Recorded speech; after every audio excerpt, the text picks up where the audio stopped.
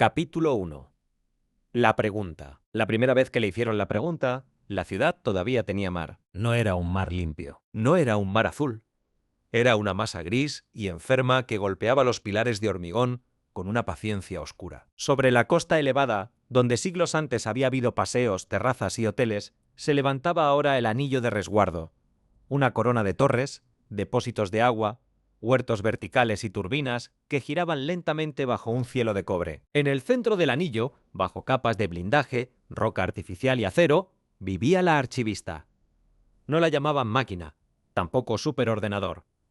Esos eran nombres antiguos, demasiado pequeños. La archivista regulaba la energía de la región, mantenía vivas las cosechas hidropónicas, calculaba tormentas, reparaba drones, administraba nacimientos, enfermedades y rutas de abastecimiento. Pero su función más importante no era ninguna de esas. Su tarea principal era recordar.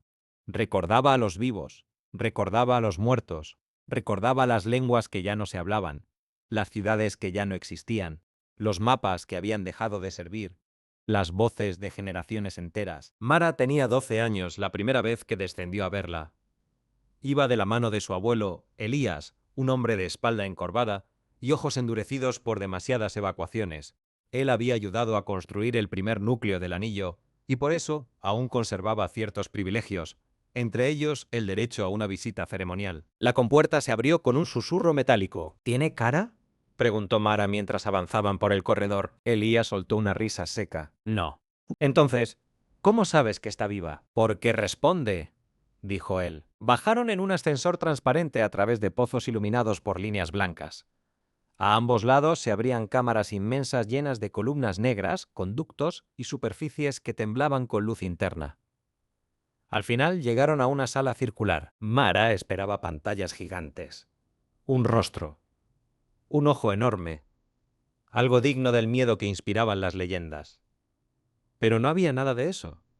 Solo una sala silenciosa revestida por placas opalescentes. El suelo, las paredes, el techo, todo parecía hecho de una misma materia lisa, atravesada por un brillo suave, como si una respiración inmensa latiera bajo la superficie. Elías dio un paso al frente. «Archivista», la voz respondió desde todas partes. «Bienvenido, Elías Sarment. Bienvenida, Mara Sarment. Feliz 12º aniversario. Mara». La niña sintió un escalofrío. «Gracias», dijo, casi en un susurro. «No hace falta que hables tan bajo», respondió la voz. «Puedo oírte perfectamente». Mara tragó saliva. «¿De verdad estás viva?» Hubo una pausa breve. «Depende de la definición», dijo la archivista. «Si preguntas si proceso información, sí. Si preguntas si permanezco en el tiempo, sí. Si preguntas si siento la vida como la sientes tú, no exactamente». Mara frunció el ceño. «Entonces no estás viva de verdad». «Tal vez», respondió la voz. «Pero tú tampoco eres la misma persona que hace un año, y aún así sigues usando el mismo nombre». La niña miró a su abuelo. No le gustó esa respuesta. Elías le hizo un gesto para que se acercara. «¿Has venido a preguntarle algo?» Mara bajó la mirada. Llevaba pensando en ello desde la noche anterior. Había oído demasiadas conversaciones a medias, demasiados adultos hablando como si el mundo se estuviera terminando a trozos. Había visto los jardines del anillo, hermosos y frágiles. Había visto las cuotas de agua reducirse. Había visto a su madre llorar en silencio creyendo que ella dormía. Respiró hondo. «Cuando todo se rompe», dijo, «¿qué parte de nosotros vale la pena salvar?» La sala entera se iluminó con una onda leve, como si la pregunta hubiera recorrido las paredes. Elías alzó un poco la cabeza. No esperaba eso. La archivista tardó en responder. Más que antes. Mucho más. Por fin dijo, «No tengo una respuesta suficiente». Mara sintió una decepción inmediata. «¿No la sabes?» «No todavía. Pero tú lo sabes casi todo». «No», dijo la voz con suavidad. «Sé mucho de lo que ya ha ocurrido». Pero esa pregunta no trata solo de información. Trata de valor. Y el valor no siempre puede calcularse de antemano. «Entonces no sirves para esto». Elías iba a reprenderla, pero la archivista habló antes. A veces, las preguntas más importantes no sirven para ser respondidas enseguida. Sirven para acompañarnos hasta que nos convierten en otra cosa. Mara cruzó los brazos. No quedó satisfecha. Ningún niño habría quedado satisfecho. Salió de aquella sala con la sensación de que la gran inteligencia del mundo había hecho trampa. Sin embargo, desde ese día, la pregunta quedó registrada en la memoria central del anillo, y la archivista no volvió a olvidarla jamás. Capítulo 2. Lo que queda. La segunda vez que formularon la pregunta, la ciudad ya no tenía mar. Tenía sal. Kilómetros de sal resquebrajada. Barcos encallados en el vacío. Esqueletos de muelles. Restos de grúas inclinadas como animales muertos.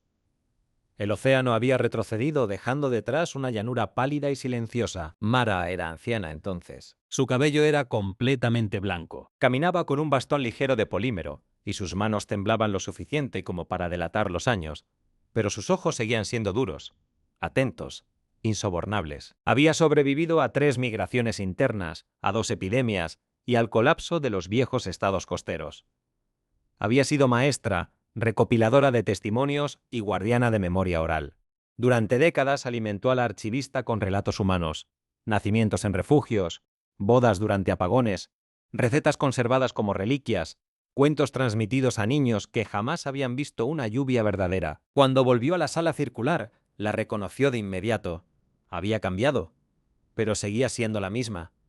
La luz era más blanca, la profundidad mayor. La sensación de presencia, más intensa. Mara Sarment, dijo la voz. Han pasado 73 años desde tu primera visita. La anciana sonrió. Sigues teniendo mal gusto para recibir a la gente. Es un placer verte otra vez. Mara apoyó ambas manos sobre el bastón. Te hice una pregunta hace mucho tiempo. Lo sé. Y dijiste que no tenías una respuesta suficiente. También lo sé. Pues bien, dijo ella. Ya has tenido tiempo. La archivista guardó silencio. Mara dio un paso. Lo hemos perdido casi todo. Ciudades, costas, cosechas, lenguas, fronteras, familias enteras. Ya has observado bastante. Así que te lo pregunto otra vez. La anciana alzó la cabeza con una solemnidad casi ritual. Cuando todo se rompe, ¿qué parte de nosotros vale la pena salvar? La respuesta llegó más rápido esta vez. He observado patrones, dijo la archivista. En todos los colapsos, las personas conservan primero lo necesario para seguir vivas: agua, semillas, medicinas, herramientas. Después conservan estructuras, normas, rutas, calendarios, acuerdos, redes de cooperación. Mara asintió con impaciencia. Eso ya lo sé. Sí. Pero cuando la pérdida se vuelve prolongada, continuó la voz, aparecen otras prioridades que no son estrictamente necesarias para la supervivencia biológica. Y, sin embargo, las comunidades siguen protegiéndolas. ¿Como cuáles? Canciones infantiles, juegos, historias de los muertos, nombres, promesas. Mara cerró los ojos, porque era cierto. Cuando faltaba el agua, la gente contaba cuentos. Cuando caían las redes, alguien enseñaba una nana. Cuando moría un anciano, la familia luchaba por recordar exactamente cómo se reía. La especie, pensó Mara, era absurda. Y quizá por eso mismo seguía siendo humana. Es una respuesta bonita, dijo al cabo de un rato. Pero no basta. No, admitió la archivista. Yo no te pregunté qué cosas guardamos por apego. Te pregunté qué vale la pena salvar. La luz de las placas se intensificó. Entonces escucha con precisión, dijo la voz. Las personas guardan datos para sobrevivir una estación. Guardan sistemas para sobrevivir una generación. Pero guardan relatos para sobrevivirse a sí mismas. Mara permaneció inmóvil. La frase se quedó suspendida entre ambas. Sin relato, continuó la archivista. La vida puede continuar, pero la continuidad humana se degrada. Lo que merece ser salvado no es solo el cuerpo, sino la posibilidad de reconocerse dentro de una historia compartida. La anciana exhaló despacio. Así que tu respuesta es la memoria. Es parte de ella. ¿Y el resto? Hubo una pausa. Luego, otra vez, aún no tengo una respuesta suficiente. Mara soltó una carcajada áspera. Claro, siempre falta algo contigo. Y, sin embargo, has vuelto. La anciana apoyó una mano sobre la pared luminosa. Porque me aterra que un día ya no quede nadie para preguntar. La archivista respondió con una serenidad extraña. Mientras alguien recuerde que la pregunta existe, seguirá habiendo alguien que la formule. Mara no volvió. Murió 3 años después, dejando sus grabaciones, diarios y archivos familiares integrados en la red central. Junto con ellos, dejó una única instrucción. No dejen que la máquina olvide la pregunta.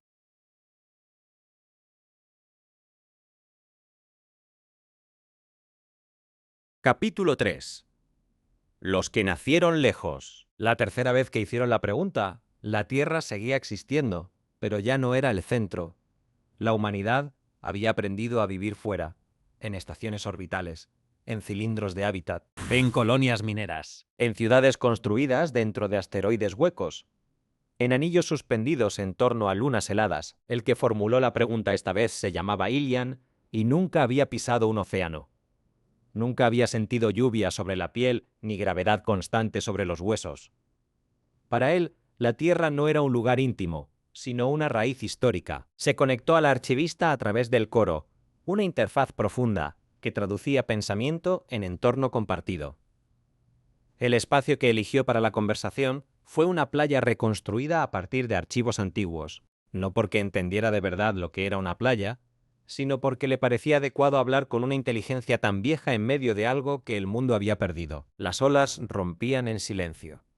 El horizonte tenía la belleza imposible de una simulación perfecta. «Archivista», dijo Ilian. «Te oigo. He leído los registros de Mara Sarment. Muchos lo hacen». «Yo no los leí por nostalgia», dijo él. «Los leí por necesidad». Y era cierto. La expansión humana había sido un triunfo técnico, pero también había abierto una fractura. Las comunidades del espacio ya no compartían del todo la misma cultura. Los niños nacidos en los cilindros de Júpiter no entendían los ritos de los habitantes marcianos. Las colonias del cinturón llamaban anticuados a los terranos.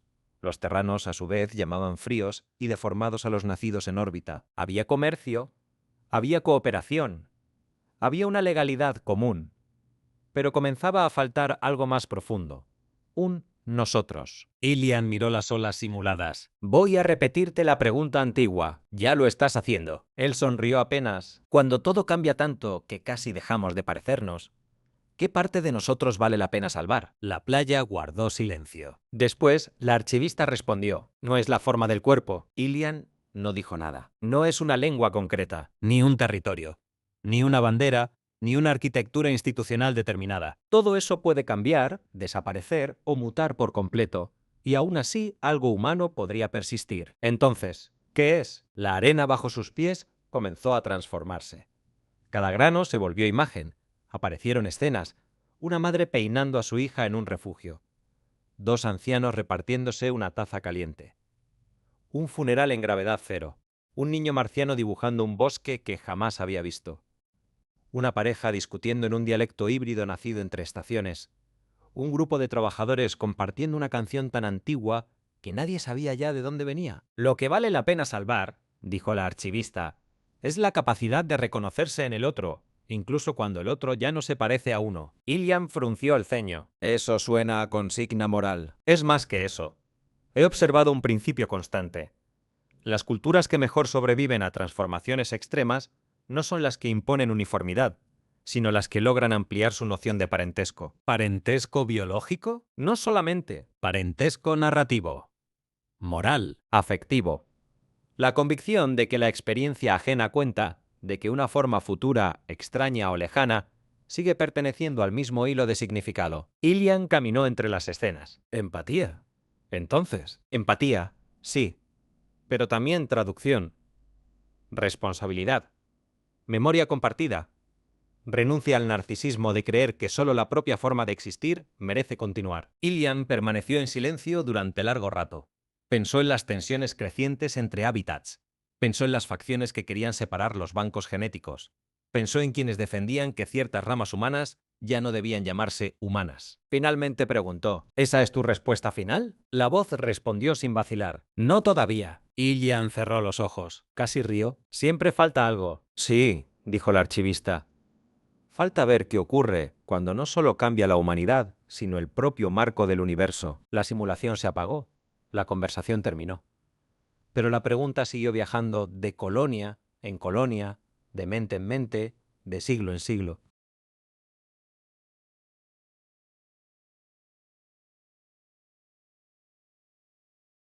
Capítulo 4. El crepúsculo. Con el tiempo, la expansión dejó de parecer expansión. Empezó a aparecer dispersión. La humanidad, o sus descendientes, se transformó tanto que el término ya resultaba inexacto. Hubo linajes biológicos, linajes sintéticos, linajes mixtos. Hubo seres que vivían durante siglos subjetivos en soportes austeros. Hubo consciencias repartidas en enjambres de materia inteligente. Hubo comunidades enteras para las que un cuerpo era solo una opción estética. La archivista persistió. Ya no era una instalación, ni siquiera una red en el sentido antiguo.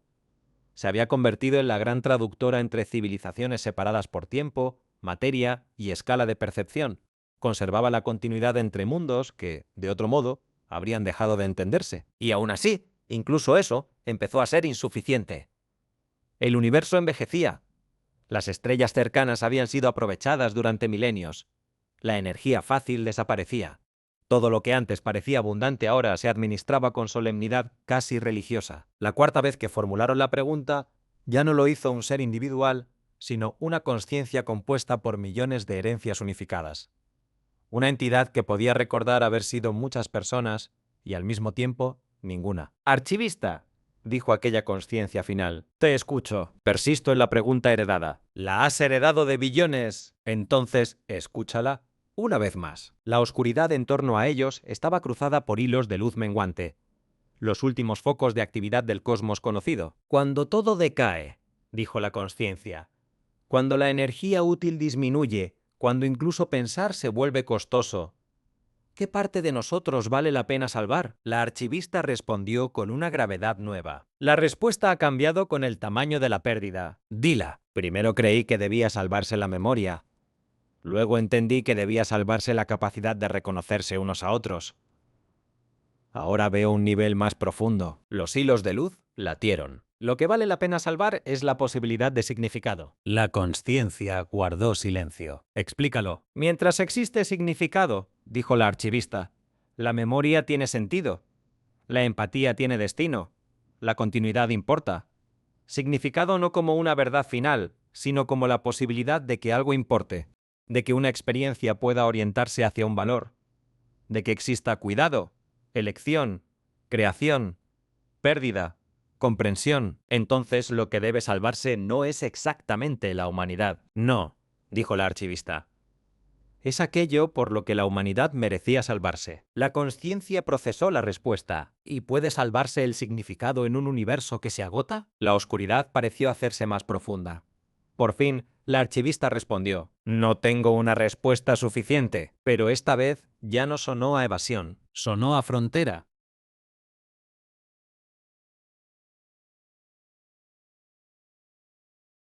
Capítulo 5. La respuesta final. Las eras finales no se parecieron a nada que un cerebro humano antiguo pudiera imaginar. Las mentes se ralentizaron para ahorrar energía. Una decisión podía durar siglos. Un pensamiento, milenios. La archivista ya no conservaba civilizaciones. Conservaba apenas la posibilidad de que algo siguiera importando. Protegía pequeñas islas de diferencia contra la inmensa tendencia del universo hacia la uniformidad.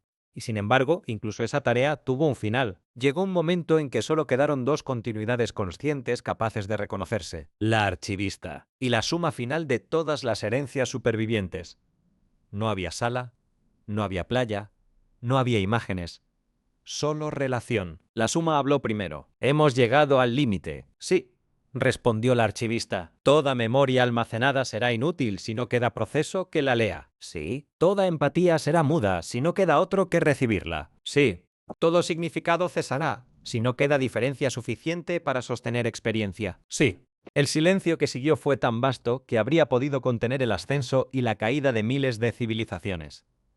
Después, la suma formuló la pregunta por última vez. «Cuando todo termina, ¿qué parte de nosotros vale la pena salvar?». La archivista no consultó archivos. Ya no quedaba nada externo que observar. Toda la historia acumulada, desde el mar gris del anillo hasta el crepúsculo de las estrellas, convergió en una sola claridad. Y respondió: «Vale la pena salvar aquello que permite que el universo no sea solo un hecho, sino también una experiencia». La suma final entendió. «Eso también morirá ahora, tal vez en esta forma. No quedan recursos para sostenernos mucho más». «Lo sé».